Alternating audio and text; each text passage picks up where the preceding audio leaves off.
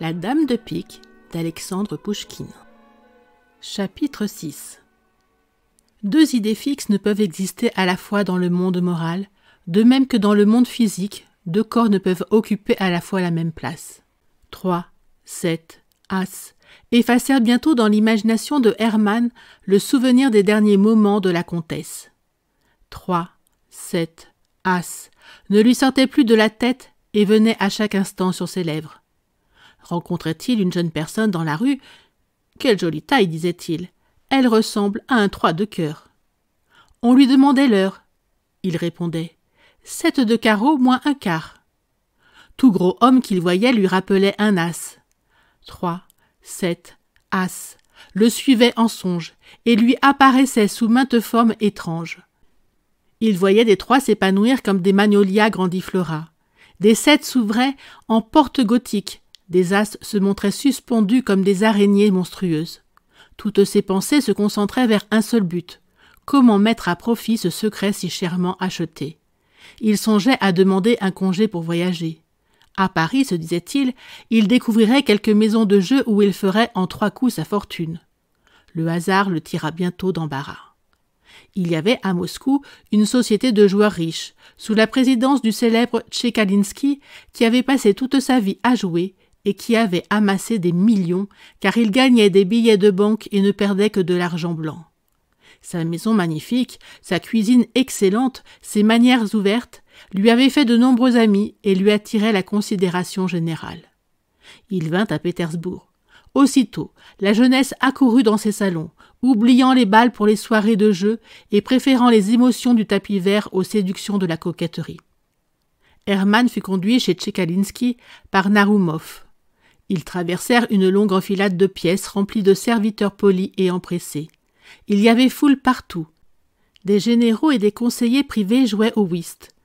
Des jeunes gens étaient étendus sur les divans, prenant des glaces et fumant de grandes pipes. Dans le salon principal, devant une longue table autour de laquelle se serrait une vingtaine de joueurs, le maître de la maison tenait une banque de pharaons. C'était un homme de 60 ans environ, d'une physionomie douce et noble, avec des cheveux blancs comme la neige. Sur son visage plein et fleuri, on lisait la bonne humeur et la bienveillance. Ses yeux brillaient d'un sourire perpétuel. Naroumov lui présenta Hermann. Aussitôt, Tchekalinsky lui tendit la main, lui dit qu'il était le bienvenu, qu'on ne faisait pas de cérémonie dans sa maison, et il se remit à tailler. La taille dura longtemps. On pontait sur plus de 30 cartes. À chaque coup, Tchekalinsky s'arrêtait pour laisser aux gagnants le temps de faire des parolies, payait, écoutait civilement les réclamations, et plus civilement encore faisait abattre les cornes qu'une main distraite s'était permise. Enfin, la taille finie, Tchekalinsky mêla les cartes et se prépara à en faire une nouvelle. « Permettez-vous que je prenne une carte ?» dit Hermann, allongeant la main par-dessus un gros homme qui obstruait tout un côté de la table. Tchekalinsky, en lui adressant un gracieux sourire, s'inclina poliment en signe d'acceptation. Naroumov complimenta en riant Hermann sur la fin de son austérité d'autrefois et lui souhaita toutes sortes de bonheur pour son début dans la carrière du jeu. « Va, dit Hermann, après avoir écrit un chiffre sur le dos de sa carte.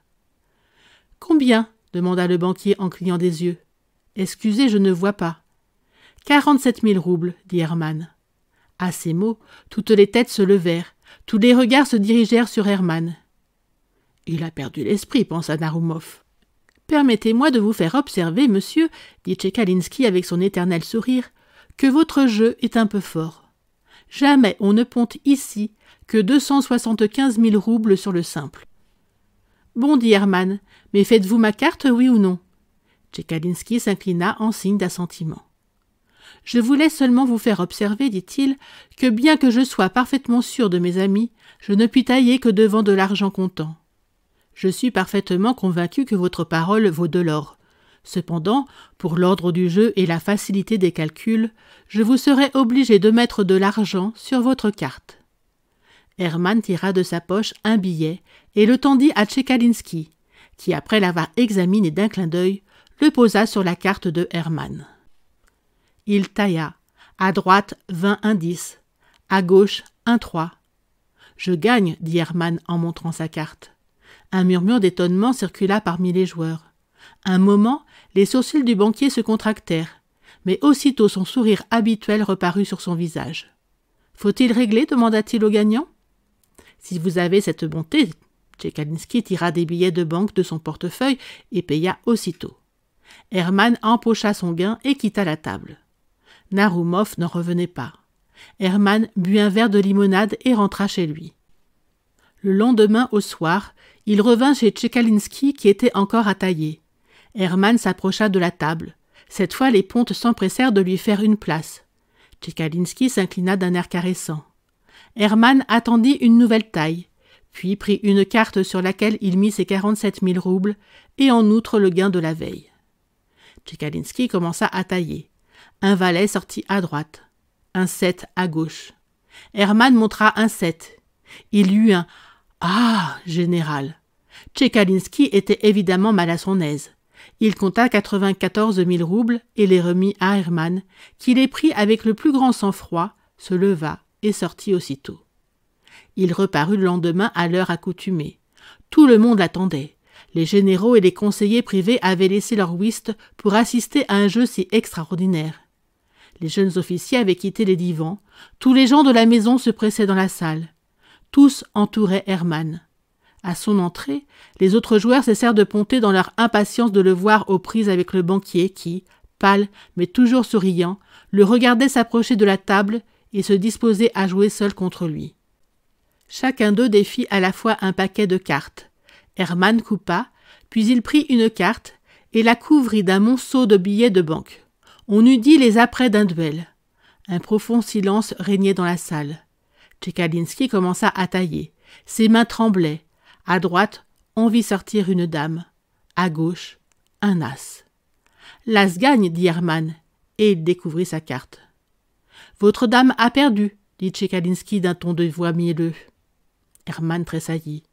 Au lieu d'un as, il avait devant lui une dame de pique. Il n'en pouvait croire ses yeux et ne comprenait pas comment il avait pu se méprendre de la sorte. Les yeux attachés sur cette carte funeste, il lui sembla que la dame de pique clignait de l'œil et lui souriait d'un air railleur.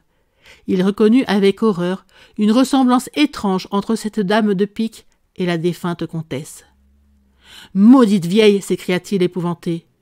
Tchekalinski, d'un coup de râteau, ramassa tout son gain. Hermann demeura longtemps immobile, anéanti.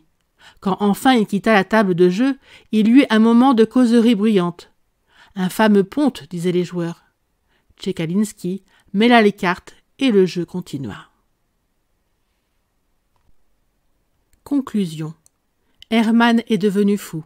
Il est à l'hôpital d'Obukhov, le numéro 17. Il ne répond à aucune question qu'on lui adresse, mais on l'entend répéter sans cesse « 3, 7, As, 3, 7, Dame ».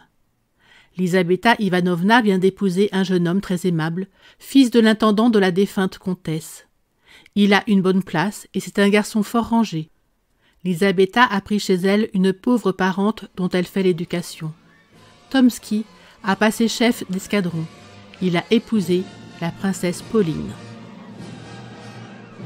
Merci d'avoir écouté cette vidéo.